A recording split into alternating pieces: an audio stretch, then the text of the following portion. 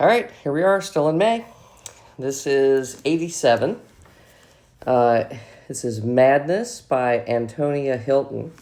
I actually read this for a book club. I give it between a 3.5 and a 4. It was a subject that I really didn't know anything about. It's centered on an asylum in Maryland, Crownsville. And it was originally set up for an asylum only for black people in the 20s. And then it ended up closing in like 2004, 2005. It was mixed by then, but it was very interesting. You know, really talking about a lot of the abuses, basically using the inmates as slave labor, no treatment. I think that was common in asylums back in the day.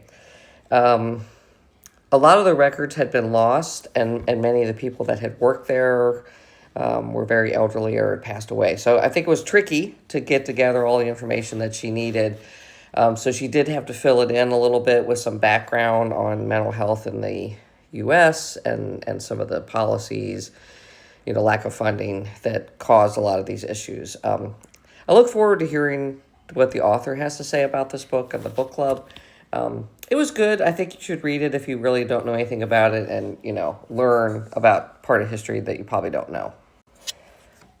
Number 88 is an audiobook, Company, by Shannon Sanders.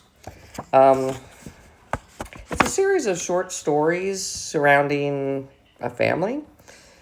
I ended up giving it like a 2. I do enjoy short stories. This one, the short stories were interconnected, and you saw the same characters or continuing stories or referenced stories throughout the book. I think my issue with it is it was more like little vignettes of these families, and they were not, in my opinion, what I read, complete short stories. They were just sort of little topics throughout the lives of these people, which is not necessarily for me, which is why I rated it not so great. And number 89 is 1,000 Ships by Natalie Haynes. And I've read books by her in the past. I really liked them. She does a lot of mythology books.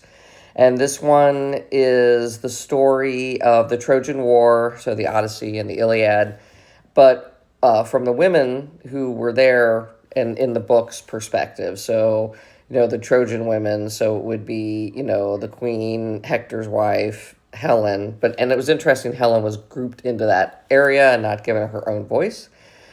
Penelope, who is Odysseus's wife, I loved how she did Penelope. Penelope basically was writing letters to Odysseus, and that's how you found out about his travels and the hard times he had getting back after the war. It took him 10 years. And the letters kind of describe what's going on, and you can tell that Penelope is getting mad.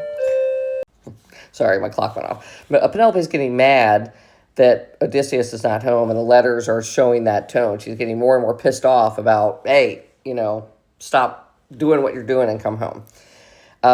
Cassandra is shown as basically a mad woman, which was like, I liked how that was presented. I think you definitely need to understand the backstory of the Trojan War before you read this, or you may not get everything. So if you're not familiar with that, read something there first. But I recommend it. I gave it a 4, maybe even a 4.5. It was very good, and I liked the alternative viewpoint.